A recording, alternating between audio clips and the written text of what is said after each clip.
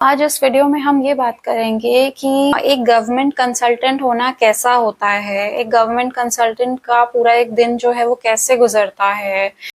तो ये जो गवर्नमेंट कंसल्टेंट की जॉब होती है, generally it is funded by a private company और अ सीएसआर। और इसमें आप जो काम करते हो वो आप एक सरकारी सेटअप में करते हो, यानी कि आपको एक सरकारी ऑफिस में एक स्पेस एलोकेट होता है और उस स्पेस में बैठ करके आप एक गवर्नमेंट ऑफिस के अंदर काम करते हो, but you are paid by a different private entity.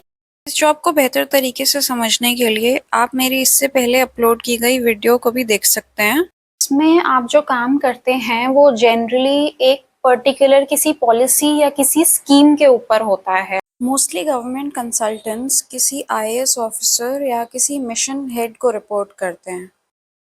How a day in the life of a government consultant looks like. So Monday to Friday 9 to 5 is something everybody knows, but I must tell you that this is not the reality. It could be a reality if you are working at the policy level, which is the central and the state level. तो वहाँ पे तो ऐसा हो सकता है कि सब कुछ अपने टाइम और शेड्यूल के हिसाब से चले, बट क्योंकि मैंने आपको पहले ही बताया था कि जो बाकी लेवल्स होते हैं वो इम्प्लीमेंटिंग लेवल होते हैं, तो वहाँ पे 9 to 5 और मंडे टू फ्राइडे वाला कॉन्सेप्ट जो है वो पॉसिबल होना थोड़ा मुश्किल रहता है। So ideally it opens around 10-10:30। बहुत ही अगर कोई बहुत अच्छा ऑफिसर है या कुछ भी डिफरेंट सिनारियोज हो सकते हैं तो they can come at 9, they can even come at 7। तो मेरे पिछले 8-10 साल के एक्सपीरियंस के अकॉर्डिंग डिस्ट्रिक्ट लेवल और ब्लॉक लेवल पे जो किसी भी सरकारी एम्प्लॉय का या किसी भी ऑफिसर का टाइम पे आना is directly proportional to the urgency of the work. For example, अगर आपकी कोई टीएल बैठक या किसी जन सुनवाई का केस है या फिर कोई बाहर से कोई ऑफिसर या कोई नेता विजिट करने वाला है या फिर कोई बहुत अर्जेंट जो है वो कोई रिपोर्ट भेजनी है कहीं पे या फिर सेंट्रल मिनिस्ट्री से किसी स्कीम पे बहुत ज़्यादा कोई पुश मिल रहा है, तो ही ऐसे सिनारियोज में जो होगा आप देखेंगे कि सब कुछ टाइम पे हो रहा है। Otherwise things are generally little bit थोड़ा इधर उधर करके पुश होता रहता है। फंसवा दिया ना हमको, ऑफिस आपको खोलना था, हमको सुस्ताने का बारी था आज। अरे क्या बताएं यार विकास, इतना जोर से ठंडा पड़ रहा है। प्रधान जी भी तो नहीं है, सुस्ताने तो क्या करें।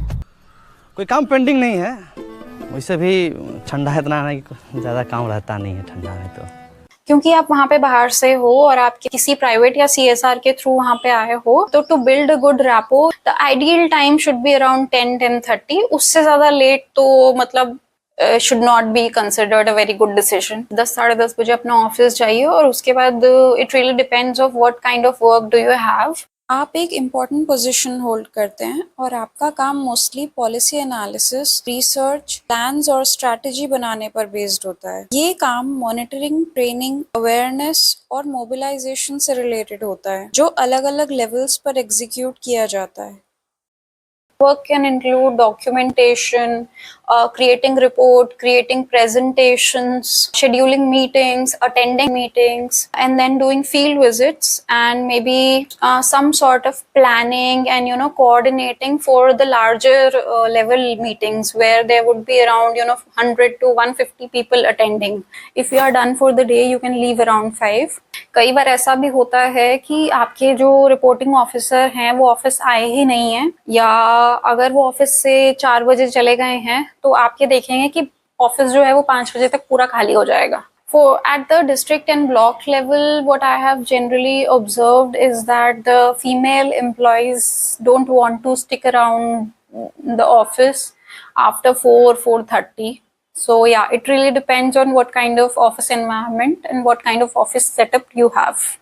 About the attendance, आप जिस भी प्राइवेट कंपनी या जिस भी सीएसआर के अंडर हैं, it depends on them. I have worked with different CSRs and different companies, so I have also had an app-based attendance marking system, and I have also had a very loose sort of setup where you are not strictly required to report the entry time and exit time of your office. अगर आपको ये video थोड़ा सा भी informative लगा या अगर आप किसी गवर्नमेंट कंसल्टेंसी रोल के बारे में और भी जानना चाहते हैं तो प्लीज कमेंट करके बताएं। मैंने इस वीडियो में काफी सारे पॉइंट्स पे बात करना अवॉइड किया है, जैसे कि सैलरी, ग्रोथ प्रोस्पेक्ट्स, कौन से ऐसे फेलोशिप्स हो सकते हैं या कौन से ऐसे प्रोग्राम्स हो सकते हैं जिनके थ्रू आप ऐसी गवर्नमेंट कंसल्टेंसी रोल में एंटर कर सकते हो, या फिर कैसे आप एक गवर्नमेंट कंसल्टेंट के रोल से ट्रांजिशन कर सकते हो towards civil services like being an IAS officer और maybe working in an international organization like UN और working towards a policy think tank. इस वीडियो को इंफॉर्मेटिव और स्ट्रक्चर्ड बनाने के लिए मैंने अपनी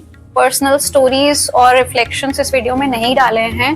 तो अगर आपको किसी भी सेगमेंट में मेरे पर्सनल ऑब्जर्वेशंस और एक्सपीरियंसेस जानने हो तो प्लीज कमेंट में मुझे बताना, या फिर अगर आपको उन फेलोशिप्स के बारे में जानना हो जो मैंने अपने पिछले 8-10 साल के करियर में परसू की हैं, तो मैं उस पर भी एक अलग से वीडियो बना सकती हूँ।